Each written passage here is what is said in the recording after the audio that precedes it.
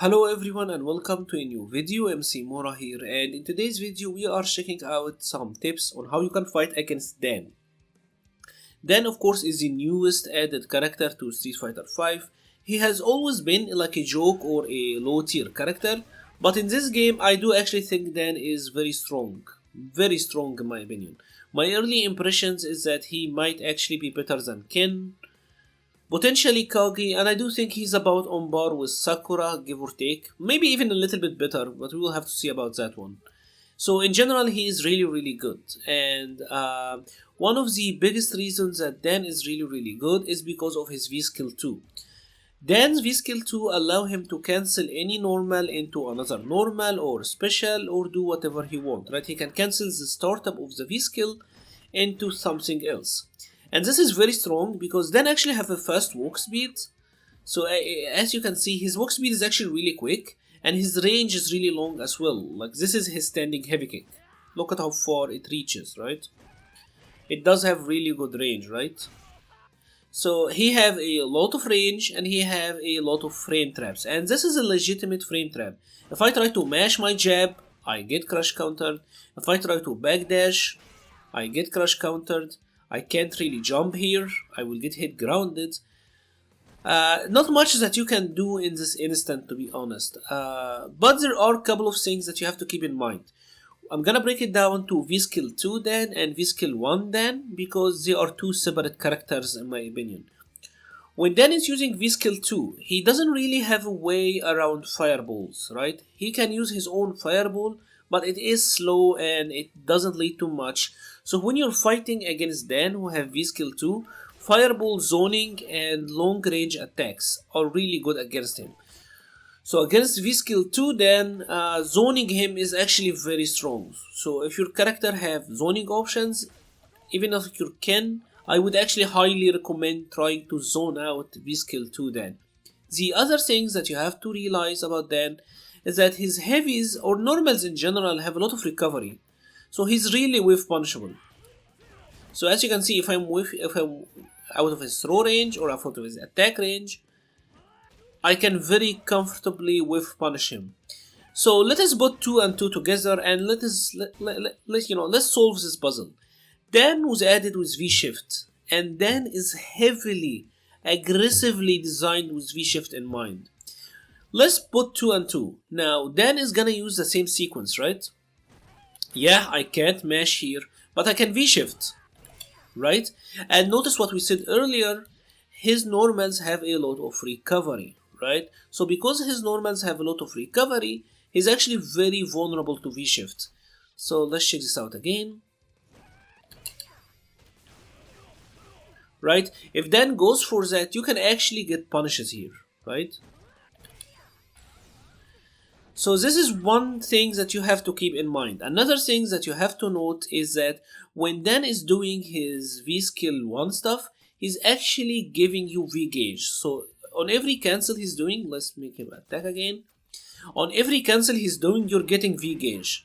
Ken got that was about a third of a bar on one sequence, right? So he's giving us V-Gauge, which we will then use to V-Shift out of his stuff and be able to punish him, right? This have to be your main game plan here.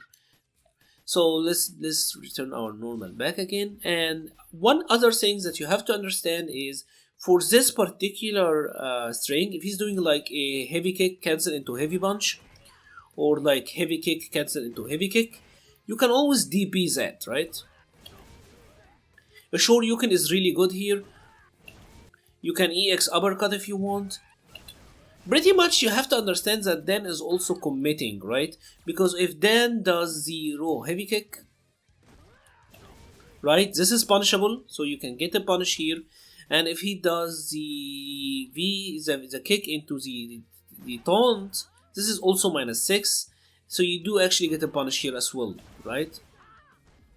So actually punishing with an uppercut or something is really strong.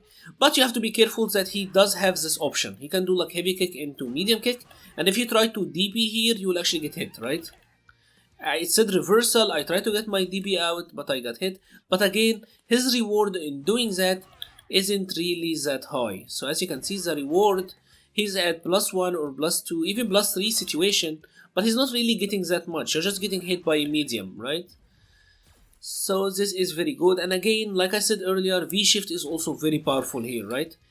If you happen to V-shift a medium, like if you happen to V-shift a medium kick, you actually can't punish him, but you can V-shift break. So for example,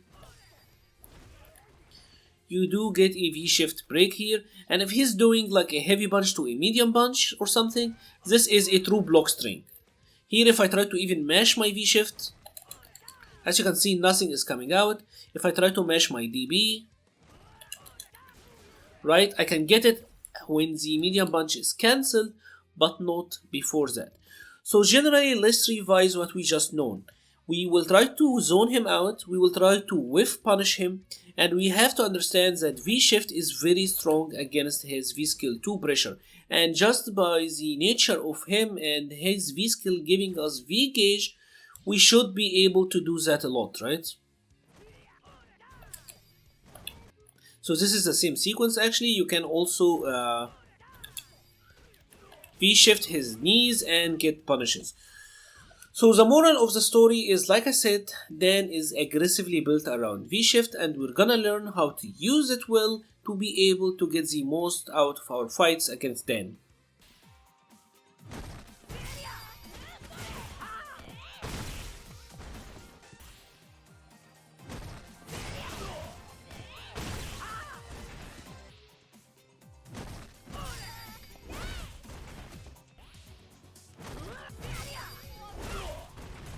So now let us talk for a little bit about Dan and his V-skill 1, because it is a completely different V-skill than his V-skill 2.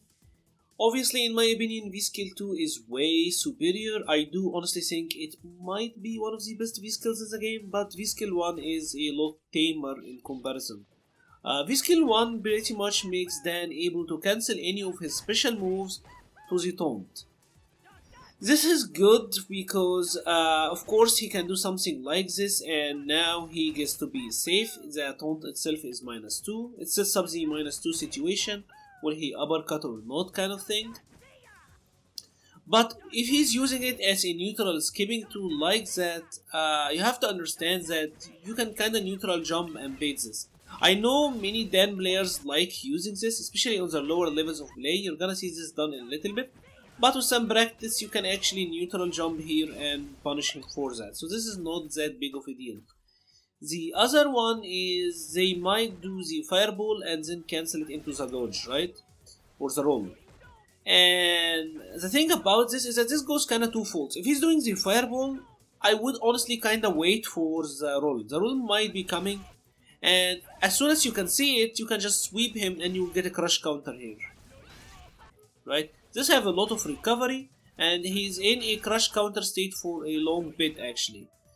So I would actually go for, as soon as I see him charge the fireball, I would prepare myself for the roll that it might come and try to CC him with the crouching heavy kick.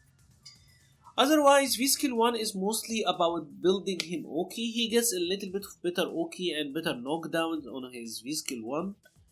So it is gonna be mostly used for the Oki setups and ending combos with it to get better Oki. That is gonna be mostly it. Now let's talk about some of the more popular block strings that Dan has that I've seen, and the ones that can be really annoying to deal with. The first one is this block string. This is very good, because I can't 3-frame at any point here. If I 3-frame after the jab, I get counter hit, right? And the wrist combos. If I 3-frame after the medium punch, I get counter hit and the Tatsu combo. And of course he gets Oki out of that EX Tatsu everywhere. And if I block the whole thing, I actually it will leave him at a +2 situation, and he's in throw range, so he can throw you after. So that is very powerful. However, it's not that free, because you can actually backdash after the second hit. So between the standing medium punch and the crouching medium punch, you can insert a backdash here, and that will escape. If you are confident enough and you are mid-screen and the Dan is super predictable with this, you can actually even V-shift the crouching medium punch. and you will get punishes here. So this block string is very good. In the corner, in the corner you can't V-shift into punish. So for example, if we do the same sequence here, see, I will be kind of forced to block the knee, and he will be plus. So in the corner, what you kind of have to do is you kind of have to V-reversal the knee. Or you can of course just V-shift and V-break, right? Like you can either do that, or you can V-shift, or you can V-reversal his knee. The EX knee is actually a guaranteed V-reversal. Even if he try to, like, as you can see, he's gonna be blocking after the knee. And so he's trying to block, but you can always V-reversal his knee. That knee is, of the EX Tatsu, is plus on block. In this situation it is +2. So he can actually, you can always V-reversal that. So if you happen to block the EX knee and it is from a little bit of a range, you're suspecting it is plus, you can always get a V-reversal here. It's very good against it. Another situation, another sequence he might do is something like this. It's actually pretty good in the corner as well, because you can get to block the Tatsu, and if you happen to block it, he's +3. So this one is a little bit obnoxious again. The best way to deal with this, in my opinion, is also to V-shift the Tatsu. I would V-shift it and then throw him backwards. So what you can do here is to V-shift the Tatsu and then throw him backwards. This is what I like to do. This is not a guaranteed punish, by the way. You can be like, you can go from +7 to +4 or whatever. So you can do jabs. You can just V-break. But I would like actually to do this. This has been my go-to recently. Of course they can break. If you get it to be like +6 or +7, you can actually get to throw him in the corner. And of course that knee is pretty obnoxious mid-screen as well. But mid-screen you can mostly walk out of it. Like if he's doing that mid-screen, let's do the same sequence again. It's kind of easier to walk out of it if you're trying to walk out of the block string. But again, you can also do the same deal. Just V-shift and get him off of you. The final thing that you kind of have to know is he have also a the punches special. The punches special is combo punishable. It is -10 on block, so you can actually get to combo punish Dan. Obviously, his block strings are really good. Like I said, the knee is a super good attack. The general EX knee is also very good. V-skill 1 makes almost everything safe. So he kind of have a bison kind of thing going on here, where he can consistently keep going for plus frames. But like I said earlier, V-shift is also very important versus Dan. His moves give you V-bar, so it is gonna be important to V-shift against him. So let's now check out some of the common corner situations against Dan and how you can avoid them. Many times Dan players would like to meet you with a charged fireball. The charged fireball of course is plus on block, so they will do something like this, right? They will knock you down and do a charged fireball, you will block it and wake up and then get thrown or whatever. This is nice, but also have a very obvious answer, and again, of course if you have a DB, you can just DB it on reaction. Otherwise, you can also V-shift it on reaction and get combo punishes. On this V-shift I was +9, that is on a back rise. On a quick rise I am +14. So obviously this means that I can wake up, V-shift it, and get combo punishes on Dan, right? So if you get knocked down and you saw Dan charging a fireball on your wake up, a V-shift is guaranteed. Remember that V-shift is frame 1. Another situation that might happen is them doing this, the back heavy kick. His back heavy kick is a crush counter, right? So if I try to wake up with a normal, I get crush countered and he gets full conversion. And also, of course, the back heavy kick is +3 on block. So in this back rise, it was actually +5. So it's a very enticing move to throw out. Really M-Bison-esque when you really think about it. Dan is really close to M-Bison when you really think about it in general. So anyway, again, this one is a little bit more risky because you have to do it on read, but you can also get punishes if you happen to V-shift this.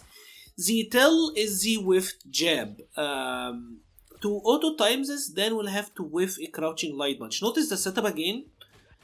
he is whiffing a crouching light punch to auto time the back heavy kick.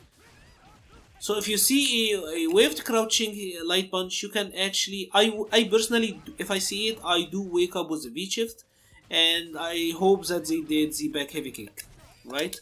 Then maybe you can throw him back in the corner or get a combo conversion at him. So if you see him charging a fireball, you can always V shift. If he whiffed a crouching light punch, that is the auto timed meaty for the back heavy kick. These two are very important to know. The other one is when he have you in, generally his V trigger 1 activation, right? So his V trigger 1 activation leaves him at a +2 situation, but you can always V reversal it if you want. Like a V reversal is guaranteed here. You can't really do much about that. So if you don't want to deal with it, you can just get it out of your way, right?